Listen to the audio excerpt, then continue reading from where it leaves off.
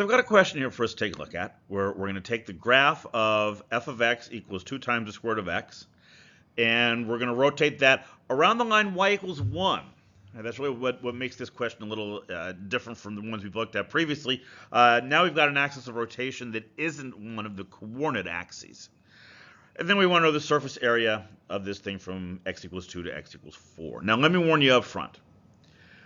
All the stuff we've looked at so far, the integrals have come out relatively nice. This one is going to be messier. It's going to take some more work, a bunch more steps, so just kind of brace yourself. As we've seen, integration tends to be messy, and that's definitely the case with some of these surface area questions. Okay, so I've got my formula here. I've got the dx version since we're rotating around a horizontal line. And we need to pick out the pieces. We need to know what is r of x, what is f of x, and what are the limits of integration. Okay, well, let's focus on the r of x first, because that's really the interesting part in this question. I'm going to just draw a representative line here, representative segment, from the curve down to my axis of rotation. And I need a formula for the length of this thing. Well, the part above the x-axis, that's just f of x. The part below the x-axis is a constant. It's 1. So my r of x is going to be 2 times the square root of x plus 1. The limits of integration, those are straightforward. We're going from 2 out to 4. And f of x, that's just my function. 2 times x to the 1/2. And if we differentiate this, f prime of x is x to the negative 1/2. Okay, those are all my pieces. Right now we can substitute those into the formula, start thinking about how to do the integration. So I've got my pieces over on the left, I got my formula in the middle here, and if we do just a straight substitution, we get this thing. Okay, so we can do a little bit of cleanup here. Inside that square root, x to the negative 1/2 squared is just x to the negative first. And now I'm going to make that part under the square root into a fraction. Right? I make the x to the negative first 1 over x, and I can combine that with the 1. It becomes x plus 1 over x. And then I split the integral up into 2 parts based on the sum in the first factor. So we have 2 times the square root of x times the square root of x plus 1 over x plus 1 times the square root of x plus 1 over x. Okay, now I'm going to do a little more cleanup, just some algebra here. I'm going to bring the 2 out in front of the first integral, and the square root of x and the square root of x in the denominator in that first integral, they cancel each other. And I'm left with just the square root of x plus 1 for that integral. And I left the second one alone. I haven't done anything with that one yet. Okay, and I'm out of space, so let's get to a clean slide. So I'm actually going to do these in 2 pieces. Right? I'm going to do the square root of x plus 1 integral first, then I'll do the square root of x plus 1 over x integral, then we'll add the 2 results together on the final step. Okay, because this first integral, this one is straightforward. It's just a simple u substitution. Like u equal x plus 1, use the power rule, and we get 4 pi. You notice how I combine the 2 pi and the 2 there, right? 4 pi times 2/3 x plus 1 to the 3/2. We're still evaluating from 2 to 4. And now I'm going to put the numbers in. Right? If I put 4 in, that becomes 4 plus 1 to the 3/2. And if I put 2 in, it becomes 2 plus 1 to the 3/2. And I brought the 2/3 out in front, that constant. Combined it with the 4 pi, that's where the 8 pi over 3 comes from. Now, you go to my calculator. My calculator tells me that this is 50.1330. Okay. Simple enough for that one. It's the second one where things are going to get more challenging. Okay, so this is my integral now, right? I just substituted that numeric value in for the first part, and we still need to evaluate this second, the remaining integral. All right, I'm going to do this with a u substitution, but it's going to involve a little manipulation. So I'm going to start by letting u equal the square root of x plus 1. It's the numerator. If I solve this for x, square both sides, subtract 1, I get x equals u squared minus 1. And I also want to know what x to the negative 1/2 is. That's the x down in the denominator in the integral. right? So if I raise both sides of this to the negative 1/2 power, I get 1 over the square root of x equals 1 over the square root of u squared minus 1. Now I'm going to substitute. I'm going to put all of these bits and pieces into the formula. Okay. The square root of x plus 1, that's where the first u comes from. 1 over the square root of u squared minus 1, that's the square root of x in the denominator. And dx is equal to 2u du.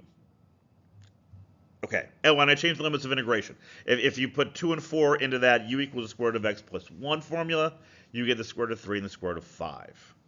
Okay, now I'm just going to clean up. I'm going to take the 2, bring it out in front. That makes it 2 pi into 4 pi.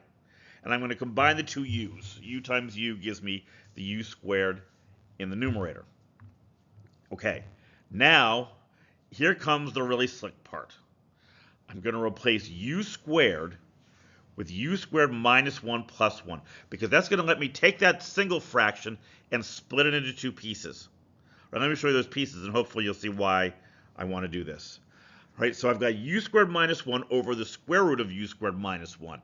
That part I'm going to be able to simplify. Plus, this is the 1 at the end of that formula there, 1 over the square root of u squared minus 1. Okay, that first term, u squared minus 1 over the square root of u squared minus 1, that I can simplify further. That's just the square root of u squared minus 1. Okay, we're getting there. So I've got my integral over there. That's just the last step from the previous line. And we've seen both of these integrals before. We've seen the integral of the square root of u squared minus 1. And we've seen the integral of 1 over the square root of u squared minus 1. If you want to see those again, check back on the lectures on trigonometric integrals, right? Trigonometric substitutions, that's where we did those. Or you can refer to a table of integrals. Both of those are relatively common integrals. You should find them on pretty much every integral table of integrals. So what do we get? Well, it's this thing. The first parentheses there, that comes from the square root of u squared minus 1. The second piece with the log absolute value u, that comes from 1 over the square root of u squared minus 1. Now, I can make my life a little easier. You notice that logarithm appears twice. Minus 1/2 that log plus the log. I can combine those two together. Make my life a little easier when I start substituting. And my integral becomes this. 4 pi times 1/2 u squared of u squared minus 1 plus 1/2 log u plus the square root of u squared minus 1. I warned you it was going to get messy, right? And it certainly did here. But at this point, we're down to just doing some very careful substitution. Putting the square root of 5 in and putting the square root of 3 in. I did factor out that 1/2, right? That's why the 4 pi turned into a 2 pi. I factored out the common 1/2. Now, at this point, I wouldn't even try to simplify further, although I did here a little bit, because we can combine some of these pieces together. But ultimately, you're going to go to your calculator, and this turns out to be about 4.57743, and that's going to give me my final answer. I'm going to substitute that in for the second integral, and we get our final result. 64.7104 is the surface area of this thing. Okay, so I want to talk about this just a little more. This certainly doesn't constitute a formal proof, but I want to do a little something here that I think will maybe help you to understand where that R of x business comes from. So if I take this is my original question. If I take this and I translate it up 1 unit, I didn't change the shape of the curve. The surface area is exactly the same as it was before, but I've gotten it into a more convenient position. I've gotten it to where the axis of rotation is now one of the coordinate axes. It's y equals 0. Because how does this change my integral situation? Well, the function is now the 2 square root of x plus 1. And that makes the derivative x to the negative 1/2. Hopefully that looks a little familiar. Now, how about that R of x? Well, again, draw a representative segment. The length of this segment is just 2 times the square root of x. Now it's just the function. Right? We don't have that plus 1 anymore. But you notice how the plus 1 crept into the f of x formula. Okay, so let's go to our formula, and I'm going to substitute all of those pieces in here again, just like we've done before, right? And this is what I get from my integral, and I'm going to simplify that. X to the negative 1/2 squared. That becomes x to the negative first. Now, hopefully this looks really familiar, because if I go back to the previous, like the second slide, and I copy the formula that we came up with there, look at that. It's exactly the same thing. Right? That's where this formula comes from. It comes from the idea that we can take something that's being rotated around some random line, translate it so that it's being rotated around one of the coordinate axes, and the only difference is we have an up or down or a left-right translation. And that's where that R of x idea comes from.